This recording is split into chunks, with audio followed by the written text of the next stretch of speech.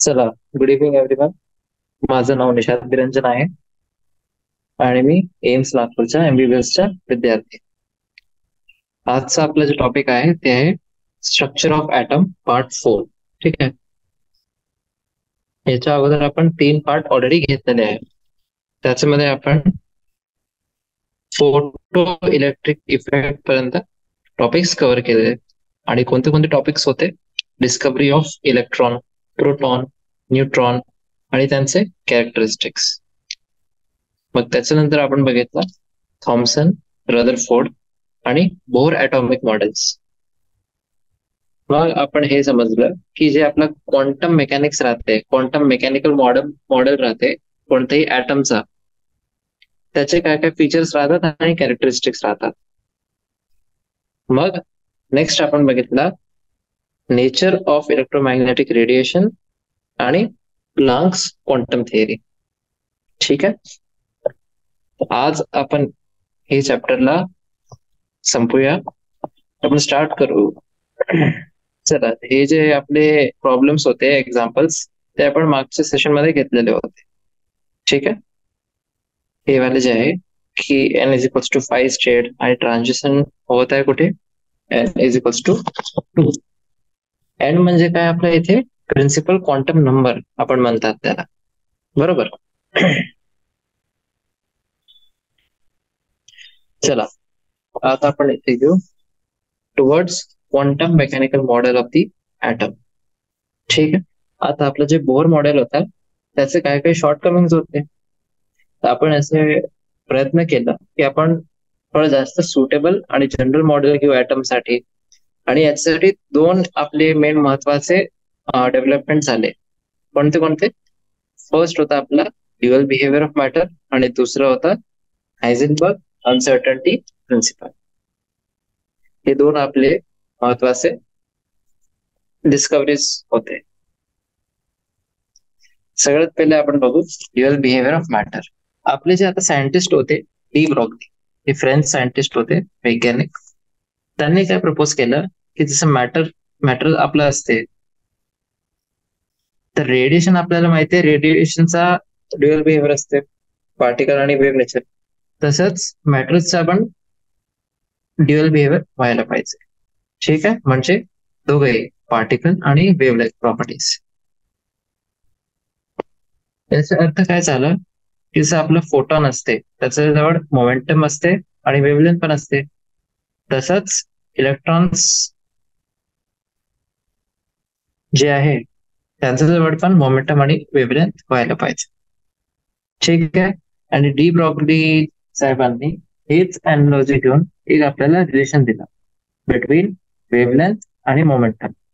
कोणताही material particle जे आहे ह्या युनिव्हर्स मध्ये, तर त्याचा वेव्हलेंथ आणि मोमेंटमचं रिलेशन डी ब्रॉग्ली साहेबांनी आपल्याला दिला. आता हे जे रिलेशन होता ते कसं होता, λ=h/mv. mv म्हणजे काय? मोमेंटम. ठीक आहे. λ=h/mv आणि हे mv काय आपला लिनियर मोमेंटम. ओके. चला, आणि डी ब्रोग्लीचा प्रेडिक्शन जो होता ते एक्सपेरिमेंटली कन्फर्म केव्हा झालं, जेव्हा आपल्याला हे माहिती पडलं की एक इलेक्ट्रॉन बीम ला जेव्हा आपण फायर करू तेव्हा त्याचं डिफ्रॅक्शन होते. ठीक आहे. आणि हे जी प्रॉपर्टी आहे डिफ्रॅक्शनची, हे वेव्हची प्रॉपर्टी आहे. ठीक आहे. आणि इलेक्ट्रॉन स्वतः काय आहे? पार्टिकल आहे. तर हे आपला कन्फर्म झाला एक्सपेरिमेंटनी की जे आपला मॅटर जे आहे त्याचा पण ड्युअल बिहेवियर असते, लाईट आणि म्हणजे पार्टिकल आणि वेव्ह. आणि हेच आपलं जे फॅक्ट आहे त्याला आपण घेऊन इलेक्ट्रॉन मायक्रोस्कोप बनवला. ठीक आहे. आणि हे बेस्ड आहे आपलं wave like behaviour of electrons. आणि डी ब्रॉग्ली साहेबांनी काय म्हटलं की every object in motion has a wave character. म्हणजे प्रत्येक ऑब्जेक्ट कोणताही असो, ते जर मोशन मध्ये आहे तर त्याचा एक वेव्ह कॅरेक्टर असतेच. आणि जे आपले ऑर्डिनरी ऑब्जेक्ट्स आहे, जे रोजच्या लाईफ मध्ये आपण बघतो, त्यांचा मास खूप जास्त राहते, म्हणूनच त्यांचे जे वेव्हलेंथ आहे ते खूपच लहान राहते आणि आपण त्याला बघू नाही शकतो. पण जे इलेक्ट्रॉन्स आहे आणि दुसरे आपले जे सब ॲटॉमिक पार्टिकल्स आहे त्यांचा मास कमीच राहते, खूपच लहान राहते. तर त्यांचा जे वेवलेंथ आहे त्याला आपण अप्रिशिएट करू शकतो. जसं की इथे बघा, आता प्रॉब्लेम 2.12 मध्ये काय आपल्याला विचारलेलं आहे, what will be wavelength of a ball of mass 0.1 kg moving with a velocity of 10 metre per second. तर डी ब्रॉग्ली इक्वेशन आपण इथे लावू. Lambda is equals to H upon m v. सगळे व्हॅल्यूज आपल्याला माहिती आहे. हे वेवलेंथ किती आहे ते बघा तुम्ही, 6.626 इंटू 10⁻⁻34 मीटर. -34 मीटर म्हणजे बघा तुम्ही किती लहान आहे, बरोबर. आणि तसंच आता आपण बघू इलेक्ट्रॉनसाठी. मास ऑफ इलेक्ट्रॉन किती आहे, 9.1 इंटू 10⁻31 kg. त्याची कायनेटिक एनर्जी आहे 3 इंटू 10⁻25 जूल्स. आपल्याला त्याची वेवलेंथ काढायची आहे. कायनेटिक एनर्जीचा फॉर्म्युला आहे हाफ एम व्ही स्क्वेअर, म्हणजे v is equals to 2 ke upon m चा अंडर रूट. ठीक आहे, तर आपल्याला वेलोसिटी भेटली इथून.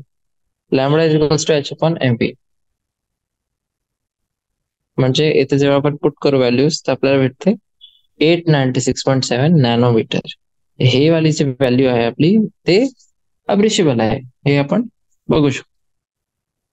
आणि दुसरा एक फॉर्म्युला जसा इथे त्यांनी कन्वर्ट केलेला आहे. ठीक आहे, पहिले वेलोसिटी काढली आणि मग त्याच्यानंतर एच अपॉन एम व्ही मध्ये टाकला व्हॅल्यूज. दुसरा आपला मेथड जे आहे हेच प्रश्न सॉल्व्ह करायचा. ते कसं आहे, lambda is equals to H upon m v. M V म्हणजे मोमेंटम, आणि याला पण असं पण लिहू शकतो h upon under root 2m k, बरोबर. आणि हे रिलेशन कसं आलं आपलं हे बघ, P is equals to M V, K is equals to half M V square. ठीक है, डिवाइड करा M M V V, P upon K is equals to 2 upon V, V is equals to 2k by P, बरोबर. Lambda is equals to H upon M V, H upon M V का है 2k by P. ठीक आहे, P आपला काय असते m V, म्हणजे m v h upon 2m k. तसं आपल्याला दुसऱ्या जे काही आपलं जो कोणतीही क्वांटिटी जर दिलेली आहे तर फॉर्म्युलाला आपण मॉडिफाय करू शकतो आणि त्याच्याने जे आपली वेवलेंथ आहे त्याची व्हॅल्यू काढू शकतो, बरोबर. नेक्स्ट बघा, नेक्स्ट मेजर आपला जे टॉपिक आहे आजचा ते आहे हायझेनबर्ग्स अनसर्टन्टी प्रिन्सिपल. आणि हे जे प्रिन्सिपल आहे ते आपलं कॉन्सिक्वेन्स आहे of dual behaviour of matter आणि रेडिएशन. ठीक आहे, आणि त्याचं स्टेटमेंट काय आहे ते काय सांगते आपल्याला. It states that it is impossible to determine simultaneously the exact position and exact momentum or velocity of an electron. हे त्यांचं स्टेटमेंट होतं. काय होतं की एकच टाइमवर एकच मोमेंटवर आपण कोणताही इलेक्ट्रॉन जे आहे त्याचा एक्झॅक्ट कुठे आहे ते म्हणजे पोझिशन आणि किती स्पीडने जात आहे, किती वेलॉसिटीने जात आहे म्हणजे त्याचं मोमेंटम, हे दोघं जे आपले फिजिकल क्वांटिटीज आहे ते आपण माप नाही करू शकतो, एकच आहे. ठीक आहे,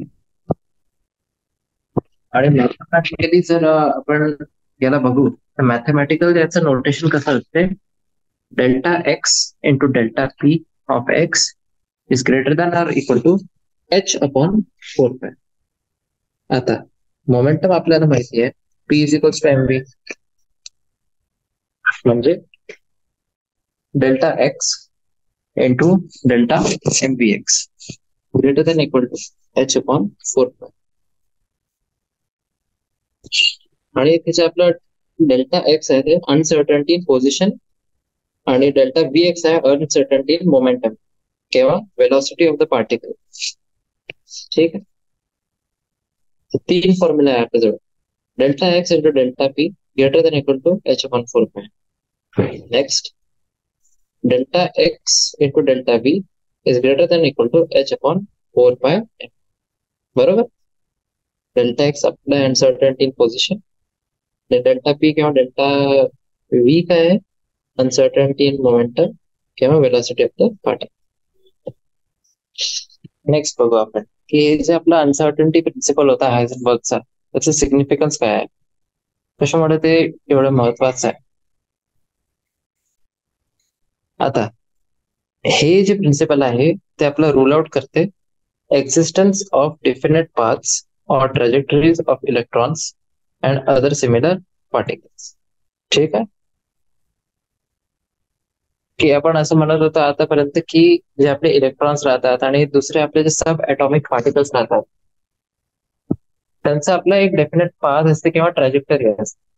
ठीक आहे, हे जे अनसर्टनिटी प्रिन्सिपल आहे हे रूल आउट करून देते हे अझम्पशन. कोणतेही ऑब्जेक्ट जे आहे त्याची ट्रॅजेक्टरी जे आहे ते डिटरमाइन होते बाय इट्स लोकेशन आणि वेलॉसिटी ऍट व्हेरियस मोमेंट्स. म्हणजे आपण असं कन्क्लूड करू शकतो की कोणताही ऑब्जेक्ट जे आहे त्याचे पोझिशन आणि वेलॉसिटी हे दोघं जे क्वांटिटीज आहे ते त्याचे ट्रॅजेक्टरी फिक्स करतात.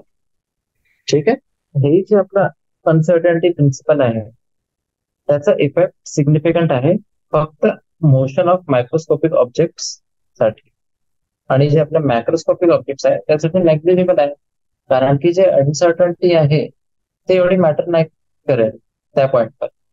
बरोबर, हे पण आता इम्पॉर्टंट आपलं स्टेटमेंट आहे, कारण की जे आपले एक्झामिनर्स राहतात जे प्रश्न सेट करतात ते याचाच एनसीईआरटी मधून आपले स्टेटमेंट्स घेतात आणि त्याला assertion reason type of question जे असते त्याच्यामध्ये कन्वर्ट करून देतात.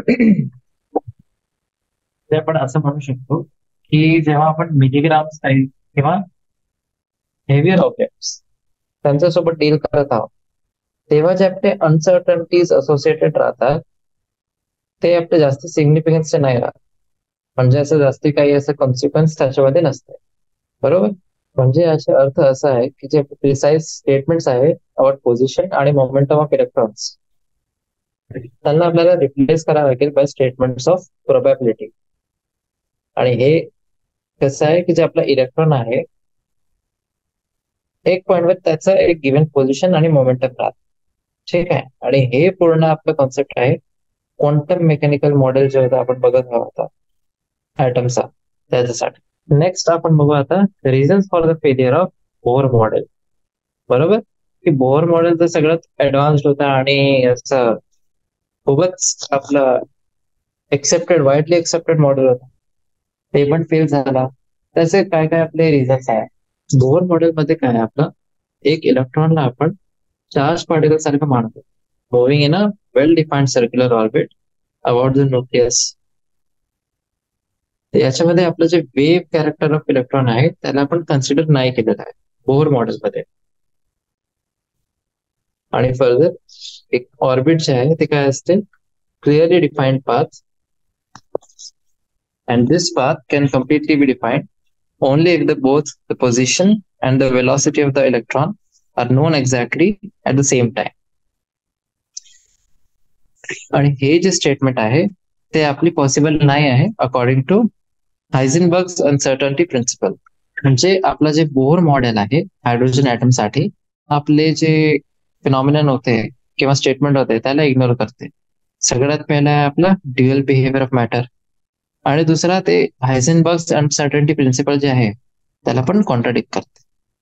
ठीक आहे, म्हणूनच हे मॉडेल जे होता ते पण फेल झालं. चला आता मग आला quantum mechanical model of atom. आता क्वांटम मेकॅनिकल मॉडेल जे होता ते क्वांटम मेकॅनिक्स वर हे काम करते. क्वांटम मेकॅनिक्सचा अर्थ काय, the branch of science that takes into account this dual behaviour of matter is called as quantum mechanics.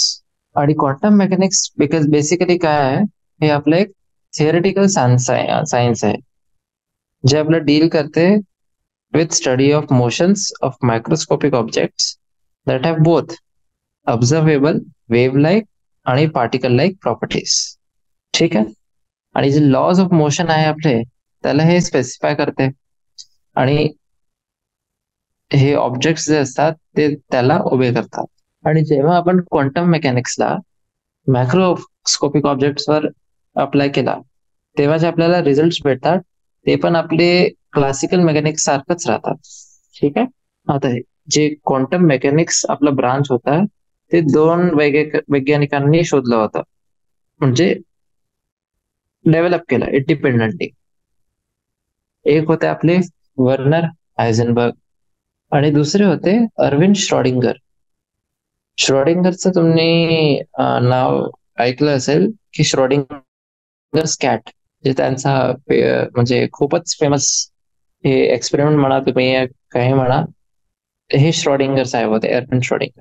आणि जी आपली फंडामेंटल इक्वेशन होती क्वांटम मेकॅनिक्सची, ती कोणी डेव्हलप केली? श्रॉडिंगर. आणि याच्यासाठीच त्यांना नोबेल प्राइज भेटला फिजिक्स मध्ये. आता कोणत्याही सिस्टमसाठी, जसं की आपला ऍटम आहे किंवा मॉलिक्युल आहे, त्याची एनर्जी टाइम सोबत चेंज नाही होत. त्याच्यासाठी जे आपले श्रॉडिंगर इक्वेशन आहे ते कसं लिहू आपण, हे इथे स्क्रीन मध्ये दिसत आहे तुम्हाला. ठीक आहे, श्रॉडिंगर इक्वेशन. आणि कंडिशन काय आपली? सिस्टम सिस्टम आता ऍटम पण असू शकते आणि मॉलिक्युल पण. ऍटम आणि molecule whose energy does not change with time. Time सोबत त्याची एनर्जी आहे ते चेंज नाही होत आहे. तर त्याच्यासाठी आपलं इक्वेशन आहे एच कॅप साय इज इक्वल्स टू ई. बरोबर. आणि इथे आपलं जे हे एच कॅप सारखं आहे ते आहे आपलं एक मॅथमॅटिकल ऑपरेटर आणि त्याला आपण म्हणतात हॅमिल्टोनियन. ठीक आहे. आणि श्रॉडिंगर साहेबांनी आपल्याला एक रेसिपी दिली की हे जे ऑपरेटर आहे त्याला आपण कन्स्ट्रक्ट करू शकतो from the expression for total energy of the system. आणि एक कोणतंही जे सिस्टम आहे त्याच्यामध्ये टोटल एनर्जी काय आहे? The kinetic energy of all subatomic particles, जितके आहे आपले इलेक्ट्रॉन्स, न्यूक्लिआय. मग त्याच्यानंतर अट्रॅक्टिव्ह पोटेन्शियल बिटवीन इलेक्ट्रॉन्स आणि न्यूक्लिआय, आणि रिपल्सिव्ह पोटेन्शियल अमॉंग इलेक्ट्रॉन्स आणि न्यूक्लिआय इंडिव्हिज्युअली. जेव्हा आपण हे इक्वेशन सॉल्व्ह करू तेव्हा आपल्याला ई आणि जे साय आहे त्याची व्हॅल्यू भेटते. नेक्स्ट आपण बघू की हे जे श्रॉडिंगर्स इक्वेशन आहे त्याला आपण हायड्रोजन ऍटम मध्ये कसं अप्लाय करू शकतो. तर जेव्हा श्रॉडिंगर साहेबांनी याला हायड्रोजन ऍटम वर अप्लाय केला, हे जे सॉल्युशन आपल्याला भेटला त्यांनी आपल्याला इलेक्ट्रॉन साठी पॉसिबल एनर्जी लेवल सांगितले. ठीक आहे. प्रिन्सिपल क्वांटम नंबरचं आपलं नोटेशन जे आहे ते आहे स्मॉल एन. ॲझिमुथल क्वांटम नंबर जे आहे त्याचा आहे एल, आणि मॅग्नेटिक क्वांटम नंबर साठी आहे एम. बरोबर. प्रिन्सिपल क्वांटम नंबर साठी एन, ॲझिमुथल क्वांटम नंबर साठी एल, आणि मॅग्नेटिक क्वांटम नंबर साठी एम. बरोबर. वेव्ह फंक्शन आता आपलं काय असते, ते एक असं मॅथमॅटिकल फंक्शन आहे ज्याची व्हॅल्यू आपली डिपेंड होते on the coordinates of any electron in the atom, आणि त्याचं काही सिग्निफिकंट फिजिकल मिनिंग नाही आहे. आणि हेच जे आपले वेव्ह फंक्शन आहे हायड्रोजन किंवा हायड्रोजन लाईक स्पीशीजचे, ज्याच्यामध्ये एक इलेक्ट्रॉन आहे, त्यालाच आपण म्हणतात ॲटॉमिक ऑर्बिटल्स. आणि असे वेव्ह फंक्शन जे आपले वन इलेक्ट्रॉन स्पीशीज सोबत पर्टेन करतात त्यांना आपण म्हणतात वन इलेक्ट्रॉन सिस्टम्स. आणि याच्या नंतर आपली आहे मेन स्टेटमेंट, जे आपण म्हणतात ना ब्रेड अँड बटर या टॉपिकचा. Probability of finding an electron at a point within an atom is proportional to psi square at that point. ठीक आहे. कोणत्याही ऍटमच्या आतमध्ये जे प्रोबॅबिलिटी आहे इलेक्ट्रॉन शोधायची ते प्रोपोर्शनल टू असते साय स्क्वेअर ऍट दॅट पॉइंट. चला, आता हे जे ग्रीन बॉक्स आहे याच्यामध्ये आपल्याला important features of quantum mechanical model दिलेले आहे. काय काय आहे हे बघूया. आता हे जे मॉडेल आहे ते आपला असं एक पिक्चर आहे, आपण म्हणतात ना पिक्चर आहे स्ट्रक्चर ऑफ द ऍटमचा. आणि हे कुठून आपलं आलं? From application of Schrödinger's equation to atoms. कोणते कोणते आपले इम्पॉर्टंट फीचर्स आहे? सगळ्यात पहिले आहे energy of electrons in atoms is quantized, that is can only have certain specific values. आणि एक्झाम्पल काय याचं? when electrons are bound to the nucleus in atoms. तेव्हा आपल्याला माहिती आहे जे त्याची ऑर्बिट आहे, एनर्जी लेवल आहे, तेवढी त्याची एनर्जी राहील specific. Next, existence of context electric electronic energy levels is a direct result of the wave-like properties of electron and are allowed solutions of Schrodinger wave equation. काहीच नाही आहे, जे आपले एनर्जी लेवल्स आहे ते आपले wave like properties of electron जे आहे त्याचे डायरेक्ट रिझल्ट आहे. बरोबर. तिसरा आपला हे आहे जे आपला हायझेनबर्ग अनसर्टनिटी प्रिन्सिपल होता, ते पण याच्यामध्ये इन्क्लुडेड आहे.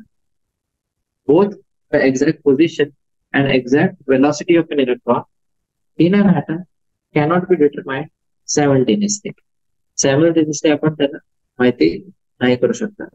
म्हणजे जे पाथ ऑफ एन इलेक्ट्रॉन आहे ऍटमच्या आतमध्ये ते आपण कधीच डिटरमाइन किंवा माहिती नाही करू शकतो.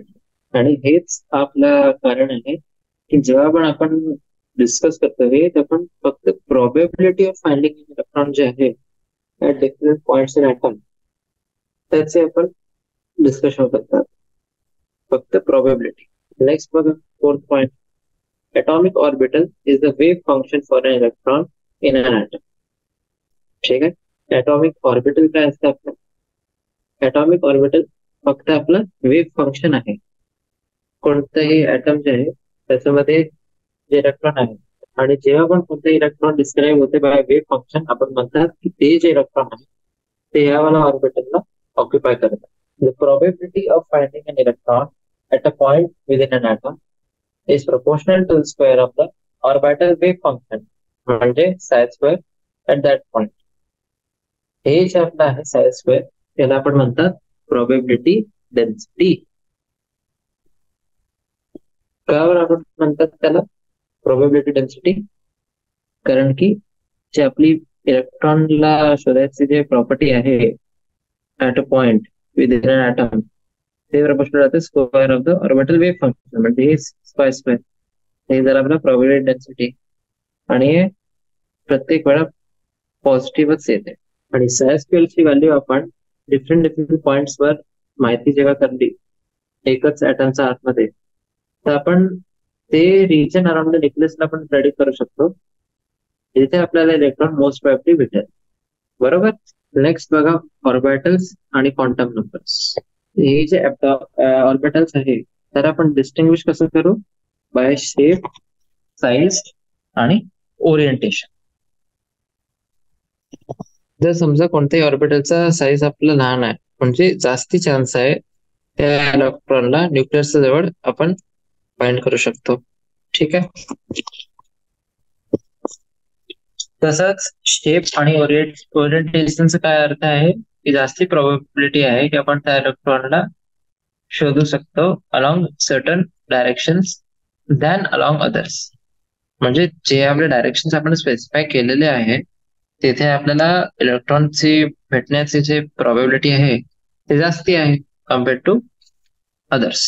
तर आपल्याला प्रिसाइजली असं अलग अलग करायचं आहे किंवा डिस्टिंग्विश करायचं आहे ते करतो आपण by the help of quantum numbers. प्रत्येक ऑर्बिटलला आपण 3 क्वांटम नंबर जे ते असाइन करतो. कोणते कोणते? NLM. एक आहे प्रिन्सिपल क्वांटम नंबर, एक आहे अझिमुथल क्वांटम नंबर आणि एक आहे आपला मॅग्नेटिक क्वांटम. ठीक आहे. प्रिन्सिपल क्वांटम नंबर आपलं काय असते? ते एक पॉझिटिव्ह इंटिजर आहे आणि त्याची व्हॅल्यू काय आहे? n = 1, 2, 3. आणि हे आपलं डिटरमाइन काय काय करते? Size and to large extent of the energy of the orbital. Principal quantum number आपला शेलला पण आयडेंटिफाय करते. ठीक आहे. कोणत्या शेल मध्ये आहे? All the orbitals of a given value of n constitute a single shell of atom. म्हणजे शेल आपला आहे KLN आणि n ची व्हॅल्यू काय आहे? 1, 2, 3, 4. KLN. Size of an orbital increases with increase of principal quantum number n. ठीक है. म्हणजे त्याचा अर्थ काय आहे की electron will be located away from the nucleus. Azimuthal quantum number L, याला पण म्हणतात ऑर्बिटल अँग्युलर मोमेंटम किंवा सबसिडरी क्वांटम नंबर. हे आपला ऑर्बिटलचा 3 डायमेन्शनल स्पेस शेप जे आहे ते आपलं डिफाईन करते. आता कोणती व्हॅल्यू आहे एन साठी, एल ची व्हॅल्यू असते फ्रॉम 0 to n-1. बरोबर. म्हणजे जर एन ची व्हॅल्यू आहे 3, पॉसिबल एल ची व्हॅल्यू काय काय असेल तेव्हा 0, 1, 2. प्रत्येक शेल मध्ये एक किंवा जास्ती सब शेल्स, हे आपण त्याला काय म्हणतात, सब लेवल्स राहतात. ठीक आहे. आणि आता नंबर ऑफ सबशेल एक प्रिन्सिपल शेल मध्ये ते आपल्या राहतात equal to value of n. प्रत्येक सबशेलला आपण एक अझिमुथल क्वांटम नंबर असाइन करतो. ठीक आहे. हे जे सबशेल आहे त्याचं नोटेशन बघा कसं आहे. 0, 1, 2, 3, 4, 5 SPD जस की इथे बघा N1 आहे, L0 म्हणजे 1s, 1s 2s 2p, 3s 3p 3d, 4s 4p 4d 4f. तर हे आहे आपले सबशेल नोटेशन. मग आपण बघू मॅग्नेटिक ऑर्बिटल क्वांटम नंबर म्हणजे ml. हे आपल्याला काय सांगते, हे आपल्याला इन्फॉर्मेशन देते about special orientation of the orbital with respect to standard set of coordinate axis. कोणत्याही सबशेल साठी, आणि सबशेल म्हणजे defined by l value, 2l plus 1 values of m are possible and these values are given by minus l, minus l minus 1, minus l minus 2, 0, 1, l minus 2, l minus 1 तस. ठीक आहे. आता atom मध्ये प्रत्येक orbital जवळ एक defined set of values राहतात N, L आणि एम एल साठी. इलेक्ट्रॉन स्पिन एस हे काय राहते आपले, हे जे सायंटिस्ट होते आपले जॉर्ज अलेनबेक आणि सॅम्युअल गोल्डस्मिथ, 1925 मध्ये त्यांनी प्रपोज केलं की आपलं एक चौथं क्वांटम नंबरचा पण राहत आणि त्याला आपण काय म्हणतात, इलेक्ट्रॉन स्पिन क्वांटम नंबर म्हणजे एमएस. इलेक्ट्रॉन जे आहे ते आपलं त्याच्या ऍक्सिस स्पिन कर. ठीक आहे. जसं अर्थचं रोटेशन आहे अराउंड इट्स ओन ऍक्सिस, तसंच इलेक्ट्रॉनचं पण असते. आणि त्याच टाइमवर सेम कॉन्सिक्युटिव्हली ते आपलं सेल्स अराउंड पण डेव्हलप करायला.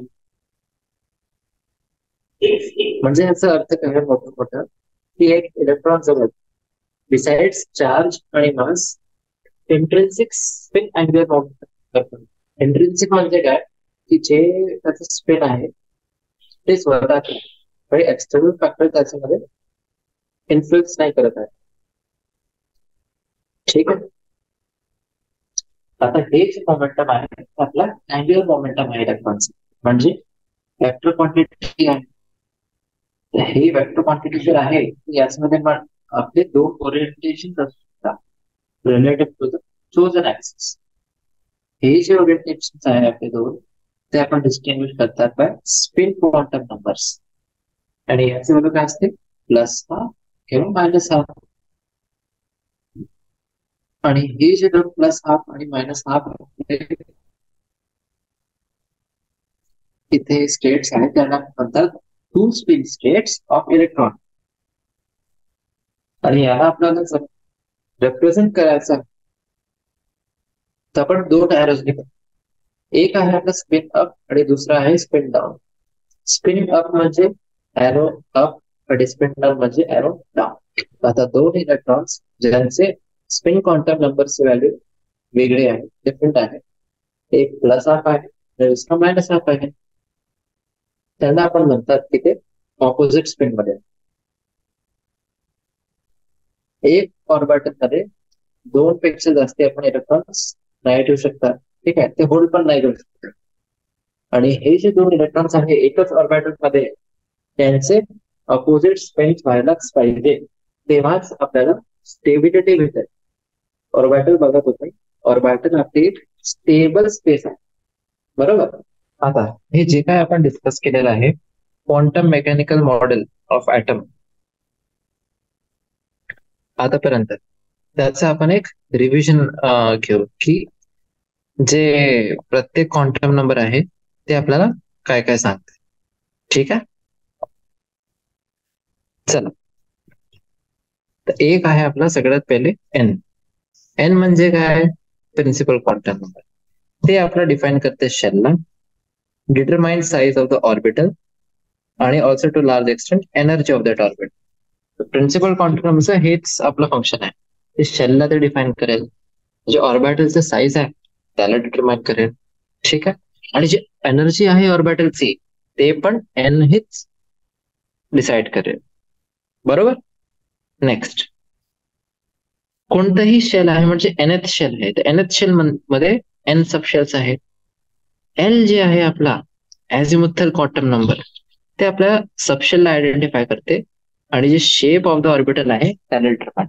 ठीक आहे, सगळ्यात पहिले त्याने काय करलं, सबशेल आहे की नाही आहे त्याला आयडेंटिफाय केलं, आणि मग त्याच्या नंतर जे ऑर्बिटल होता त्याचा शेप डिटरमाइन केला. आता प्रत्येक टाईप साठी आपल्याजवळ 2l+1 ऑर्बिटल्स राहतात. ठीक आहे, सबशेल मध्ये. म्हणजे एक s orbital, l is equals to 0, 3 p orbitals, जर एल इज इक्वल्स टू 1 आहे म्हणजे 3 पी ऑर्बिटल्स, आणि 5 d orbitals, l is equals to per subshell. आणि काही एक्सटेंट पर जे आपला एल आहे ते energy of orbital multi electron atom मध्ये पण डिटरमाइन करते. ठीक आहे, तर 1s orbital, 3p, 5d orbitals. Next आहे आपला मॅग्नेटिक क्वांटम नंबर ml. ते आपला ओरिएंटेशन ऑफ द ऑर्बिटल जे आहे त्याला डेझिग्नेट करतो. ठीक आहे, ओरिएंटेशन. आणि एक एल ची जी व्हॅल्यू आहे, गिव्हन व्हॅल्यू ऑफ एल साठी ml ची व्हॅल्यू राहते 12+1. ठीक आहे, same as number of orbitals per subshell. म्हणजे याचा अर्थ असा आहे की number of orbital is equal to number of ways they are oriented. आणि एम एस तर आपल्याला माहिती आहे, जे स्पिन क्वांटम नंबर आहे ते आपला orientation of the spin off the electron जे आहे ते आपल्याला सांग. ठीक आहे, नेक्स्ट बघ, शेप्स ऑफ एटॉमिक ऑर्बिटल्स. आता आपण बघितलं की एल जे होता आपला अझिमुथल क्वांटम नंबर, ते ऍटॉमिक ऑर्बिटल्सचा शेप पण डिफाईन करतो. बरोबर.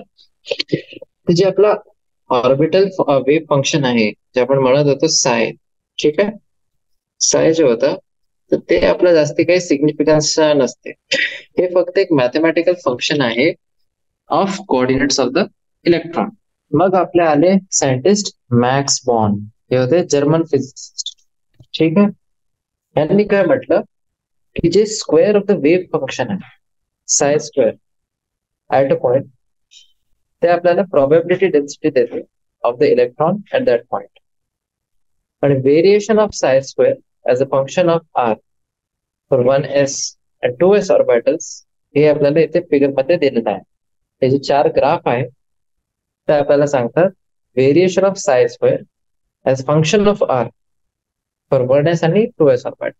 आणि 1s ऑर्बिटल साठी कसं आहे, प्रोबॅबिलिटी डेन्सिटी न्यूक्लियस जे आहे, न्यूक्लियस जिथे आहे तिथे मॅक्झिमम आहे, आणि शार्पली असं डिक्रीज होते जसं जसं आपण त्याच्याने दूर जातो.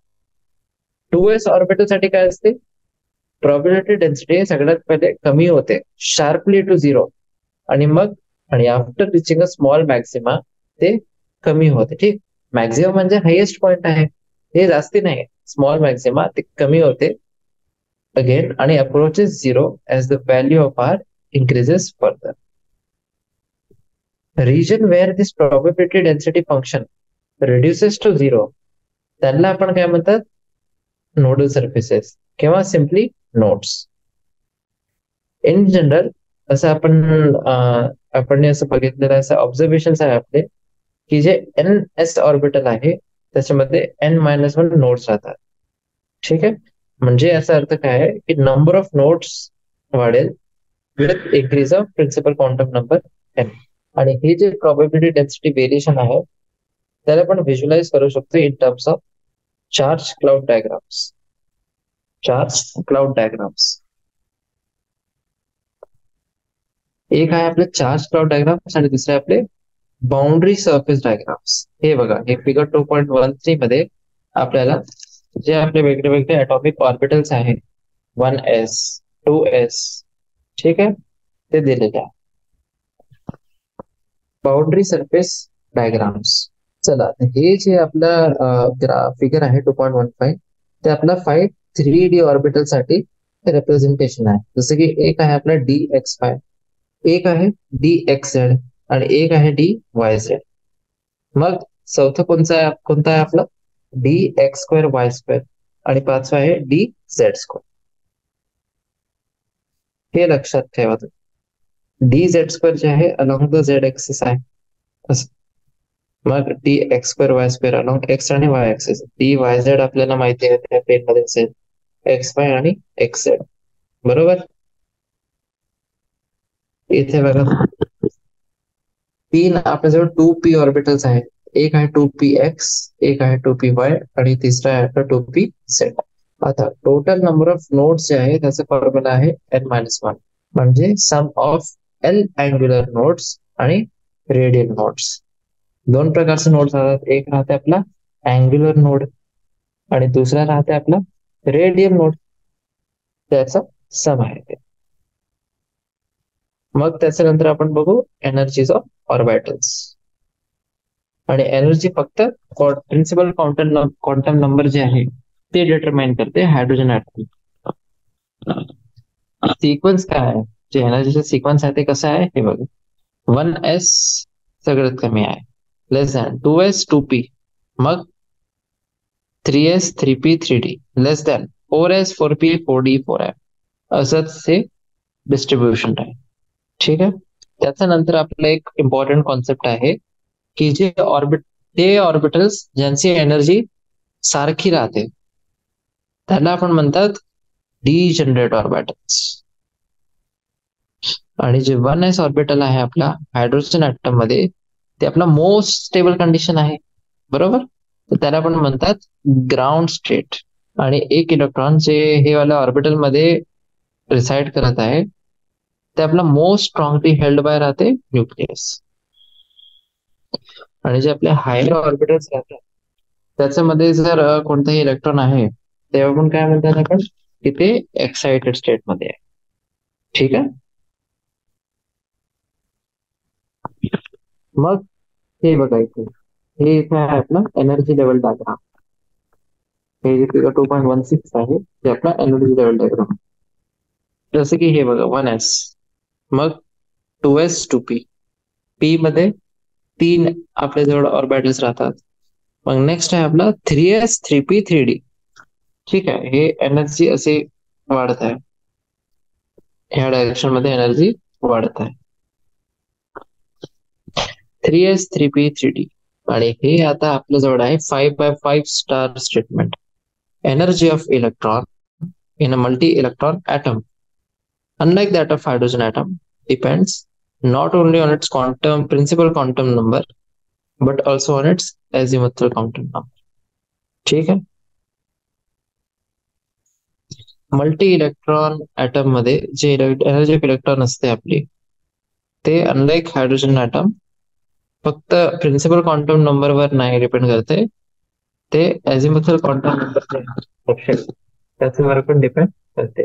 म्हणजे गिव्हन प्रिन्सिपल क्वांटम नंबर दिलेला आहे तेव्हा एस पी डी एफ यांची एनर्जी वेगळे वेगळे राहते. आणि एनर्जीच्या आपला प्रोग्रेशन कसं असते, S less than P less than D less than F.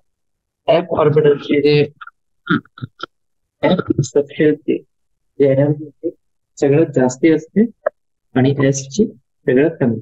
आणि जर आपल्या जवळ हायर एनर्जी लेवल्स आहे, हायर एनर्जी लेवल्स म्हणजे प्रिन्सिपल क्वांटम नंबरची व्हॅल्यू जास्त आहे, तेव्हा काही स्टॅगरिंग असू शकते ऑर्बिटल. म्हणजे एक्झाम्पल बघा, 3d ची एनर्जी जी आहे ते जास्ती आहे कम्पेअर टू 4s. आणि 5d ची जी एनर्जी आहे ते ग्रेटर दॅन आहे 6s. आणि जे मेन आपलं कारण आहे की सबशेल्स मध्ये इलेक्ट्रॉन्स जे असतात त्यांची एनर्जी म्हणजे सबस्टेन्सची एनर्जी डिफरंट राहतात, वेगळी वेगळी राहतात. त्याचं मेन कारण असं आहे की जे आपले इलेक्ट्रॉन्स आहे, मल्टी इलेक्ट्रॉन्स आता हायड्रोजन ऍटम मध्ये एकच होता, पण मल्टी इलेक्ट्रॉन ऍटम्स मध्ये एक पेक्षा जास्ती आहे इलेक्ट्रॉन्स. त्यांच्यामध्ये काय असते, म्युच्युअल रिपल्शन असते इलेक्ट्रॉन्स मध्ये. ठीक आहे. हायड्रोजन ऍटम मध्ये एकच इंटरॅक्शन होत होता, interaction between negatively charge electron आणि पॉझिटिव्हली चार्ज आपला न्यूक्लियस होता. आता मल्टी इलेक्ट्रॉन ऍटम मध्ये हे अट्रॅक्टिव्ह फोर्स आहेच इलेक्ट्रॉन आणि न्यूक्लियस मध्ये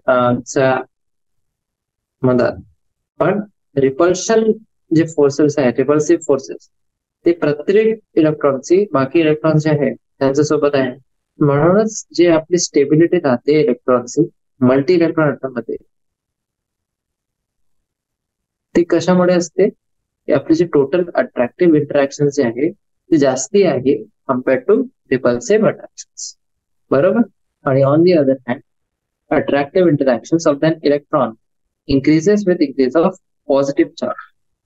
आणि हे पॉझिटिव्ह चार्ज मॅग्नेट कसं भेटतं आपल्याला, Z इंटू E. Z आहे आपला ऍटॉमिक नंबर आणि E आहे charge, charge of it on the nucleus. Due to presence of electrons in inner shells, जे आपले बाहेरचे सेल्सचे जे इलेक्ट्रॉन्स आहेत ते फुल पॉझिटिव्ह चार्ज न्यूक्लियसचे एक्सपिरियन्स नाही करणार. Effect will be lowered due to partial screening of positive charge on nucleus by the inner shell electrons. आणि हेच जे शिल्डिंगचा आपला कॉन्सेप्ट आहे, shielding of outer shell electrons from the nucleus by the inner shell electrons, आणि जे net positive charge आहे experience by outer electrons, त्याला आपण म्हणतात इफेक्टिव्ह न्यूक्लिअर चार्ज, म्हणजे झेड इफेक्टिव्ह. ठीक आहे. आणि हे जे डायग्राम आहे टेबल 2.5, याच्यामध्ये आपण बघू शकतो arrangement of orbitals with increasing energy on the basis of N+L rule. N+L rule जे आहे ते आपला एनर्जी ऑफ ऑर्बिटलला डिटरमाइन करतो. जसे की 1s, 2s 2p, 3s 3p, 4s 3d 4p. आणि 3d ची इथे बघा, इथे हे पॉइंट, 3d ची जी आपली एनर्जी आहे ती जास्त कम्पेअर्ड टू 4s. बरोबर. आणि मेन आपले काय काय कन्क्लुजन याच्यामध्ये, s orbital electron will B more tightly bound to the nucleus than p orbital electron, which in turn will be better tightly bound than the d orbital. म्हणजे azimuthal quantum number जे आहे L, SPDF आपले आहे, ते S जे आहे ते जास्ती टाइटली बाउंड राहणार, कारण की जास्त जवळ आहे ते न्यूक्लियसच्या. मग कम्पेअर टू पी ऑर्बिटल, आणि त्याचे इंटर बेटर टाइटली बाउंडिंग राहील कम्पेअर टू डी ऑर्बिटल. ठीक आहे. म्हणजे 2-3 कंक्लुजन आपल्या अजून कोणते आहे, lower the value of N+L for an orbital, तितकी कमी त्याची एनर्जी आहे. ठीक आहे. आणि 2 ऑर्बिटल जवळ जर N+L ची व्हॅल्यू सेम आहे, तर orbital with lower value of N, त्याची एनर्जी जी आहे ते लोअर आहे. बरोबर. आणि तेच आपण इथे बघितलं आता 3D आणि 4p. 3D मध्ये आपलं असते 3 + 2 5, आणि 4p मध्ये 4 + 1 5, 5 झाला. N+L ची व्हॅल्यू सेम आहे, पण 3D जे आहे त्याच्यामध्ये N ची व्हॅल्यू 3 आहे. प्रिन्सिपल क्वांटम नंबर जे आहे त्याची व्हॅल्यू किती आहे, 3. ते कमी आहे आपला 4 पेक्षा, म्हणूनच याची एनर्जी जी आहे ती कमी आहे कम्पेअर्ड टू 4p. आणि एक बोल्ड मध्ये स्टेटमेंट आपल्याला दिलेलं आहे, energies of orbitals in the same subshell decrease with increase in the atomic.